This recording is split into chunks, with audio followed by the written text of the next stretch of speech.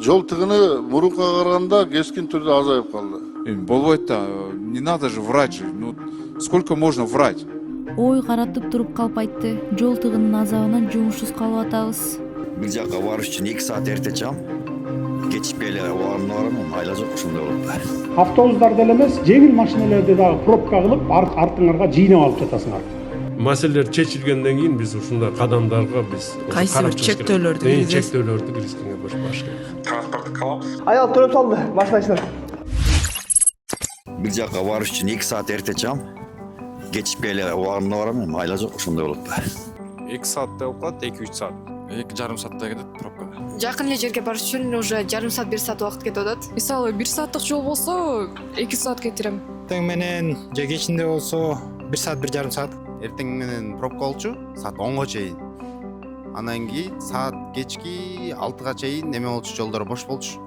Азыр эртеден кечке чейин пробка да.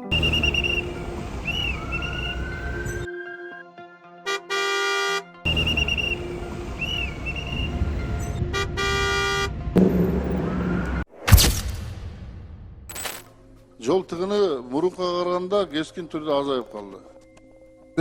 Бул жерде так маалыматты бериш керек да. Азыр жарандар ошону укса күлөт да. Кайсы тыгындар азайды? Тескерисинче тыгындар өтө көп болуп калды Бишкекте. Тескерисинче. Парковканы биз алдык. Мына кичинекей бизнес, майда бизнес өлдү. Бирок ушундай эле машиналар жолдун жээгинде турушат. И они будут останавливаться, вы ничего с этим не сделаете. А вы говорите, пробкалар азайды. Тескерисинче мына кечинде, эрте менен, обедте, любой учурда уже пробка болуп калды. А сиз айтып атасыз, азайды. Болбойт да, не надо же врать же. Ну, сколько можно врать? Жол кыймылынын коопсуздугун камсыздоо башкы башкармалыгынын жетекчисинин орун басары Эмиль Жакыповдун депутат Дастан Бекешевдин суроосуна берген жообу социалдык тармактарда талкууга жем таштаган. Бул кызматкер вертолет менен жүрөт окшойт. Тыгын эртең менен башталган, кечки 10го чейин. Азайды, өлү азайды. Зачем ушундай сүйлөйсүңөр? Эл көрөт, эл угат деп эле сүйлөй бересиңби? Бирок туураны туура деш керек. Жол тыгыны азайыптыр. Чын тыгында кечээ түшүмдө Бишкекте 180 менен кетип баратып турмун. Сүйүнгөнүмө Бишкектин баардык көчөлөрүн кыдырып чыктым. Ой каратып туруп калып айтты. Жол тыгынын азабынан жумушсуз калып атабыз. Бишкекте расмий катталган унаалардын саны 400 миңдин тегерегинде, ал эми башка аймактардан катталып, калаада туруктуу жүргөн унааларды кошкондо Бишкекте 700 миңдей автоунаа жүрөт. Андан сырткары башка аймактардан күн сайын миңдей унаа кирип чыгат. 28 августта президент Садыр Жапаров Бишкектеги депо 1 жана депо 2нин ачылышында коомдук транспорт айдоочуларына кайрылып, аялдамага биринчи келген айдоочу алдыга барып токтоп, башкаларына орун калтыруусун сунуштаган. Урматтуу айдоочулар, аялдамага кимиңер биринчи келип токтосоңор дагы астыгараак барып токтосоңор болбойбу? Сөзсүз эле аялдамага жетип жетпей токтошуңар керекпи? Артыңарга бир заматта 3, 4, 5 автобуска чейин келип токтоп бакпай жатканын көрүп жатасыңар да. Көрүп жатасыңар да. Автобустарда эле эмес, жеңил машиналерде дагы пробка кылып, артыңарга жыйнап алып жатасыңар. Мен шаар ичинде өзүм дайыма машина айдап жүрөм. Бир күндө чыгып бир 4-5 саат шаар кыдырып келсем, 10-15 остановкада аялдамада так ушундай көрүнүштү көрөм да. Жетип жетпей келип токтоп алат, аркасында 5-6 автобус турат, күтүп, анын аркасында 20-30 жеңил машиналар турат.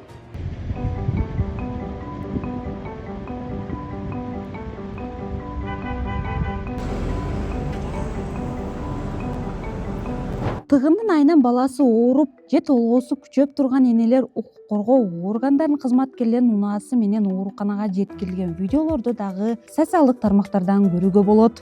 Кызматкерлер Толкунбек менен Айкөл себепкер болуп калды. Больницага чейин төлөп жардам беришти. Аял төлөп салды, машина ичинен.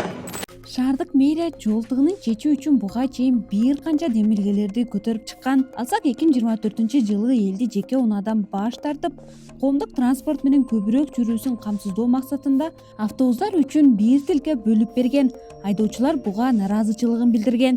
2025-жылы шаар бийлиги кайрадан бул демилгени көтөрүп, айрым жолдордо автобустук тилкелерди белгилеп, аны коомдук талкууга алып чыккан. Бирок бул демилге шаардыктар тарабынан колдоого алынган эмес. Унаалардын 85% жарым жартылай бош жүрүп, жолго кошумча жүк жаратып, тыгындын пайда болушуна шарт түзөрү айтылган. Унаалардын мамлекеттик номерлеринин акыркы сандарына карап, чектөөлөрдү киргизүү демилгеси да көтөрүлүп, колдоо тапкан эмес. Мэр Айбек Жунушалиев унааларга чектөө киргизилбесе, жол тыгын маселесин чечүү мүмкүн эмес экенин билдирген. Маселелер чечилгенден кийин биз ушундай кадамдарга биз кайсы бир чектөөлөрдү киргизгенге баш керек. Урбанист Атай Самийбек бул чектөөлөр замандын талабы экенин белгилейт, бирок ошол эле учурда олуттуу өзгөрүү алып келбээрин айтат. Керектүү.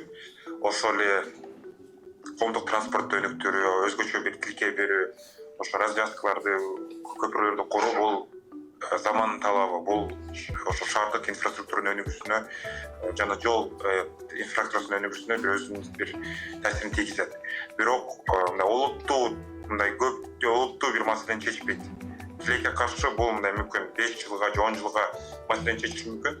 Бирок тыгын маселеси мындай сөзсүз түрдө чечилип кетет деген сөз болбойт. Самийбек жол тыгынын азайтууга багытталган иш-чаралар комплекстүү жүрүш керектигин, бул иш-чаралар изилдөөлөргө, анализге таянып жасалышы керектигин белгилейт. Транспорт каламыз, бул мындай нерсе да, биз ал нерсеге көнүш керекпиз. Менин жеке пикирим боюнча 5 же 10 жылда бир олуттуу өзгөрүүлөр болбойт. Анткени эң негизгиси бул адамдардын аңгы сезими.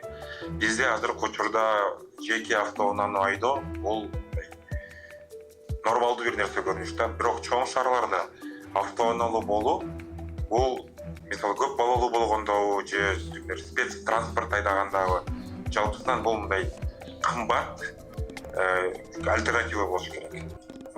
Коомдук транспортты же жол маселелери тыгындарын мындай бир профилдик бир маселе катары кабыл алып атабыз да. Эгерде биз жалпы шаардын стратегиясы, билим берүү системасы, жалпы экология маселеси ошол нерселерди шаарды куруу жана жер колдонуу маселелерин караганда бул маселе чечилиши мүмкүн.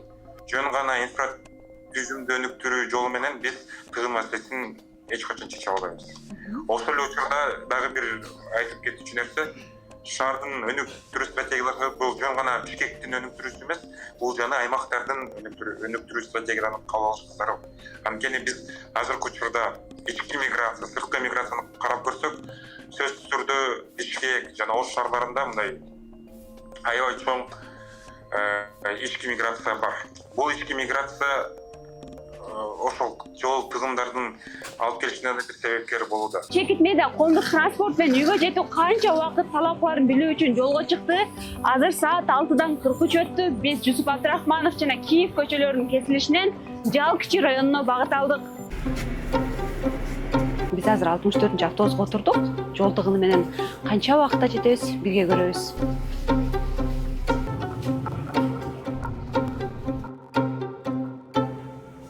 Биз автобусга отурганыбызда 50 мүнөттүн жүзү болгонуна карабастан биз араң гана Манас проспекти жана Акынбаев көчөлөрүнүн кесилишине келдик.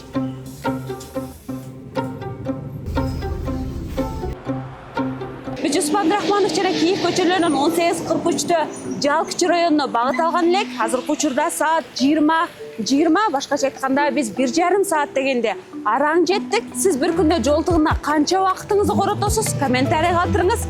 Сиздер менен Айзат болдум. Көрүшкөнчө.